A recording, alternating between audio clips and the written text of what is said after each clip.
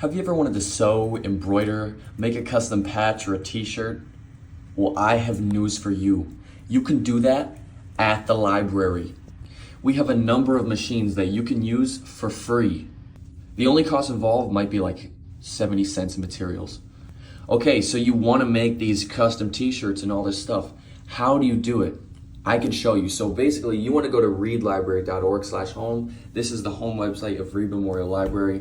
You're just going to go up here to Use the Library, go down to Make and Create, and then Makerspace Equipment. This will bring you to our homepage where you can see all of our equipment. And all you got to do is press this big green button, and it will bring you right to the form.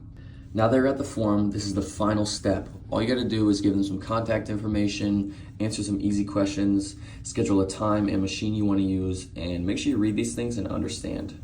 Then all you gotta do is submit the form and you are scheduled. Also, you should be receiving an email in your inbox letting you know that they have you scheduled. Make sure you receive that email before you go in. That's all.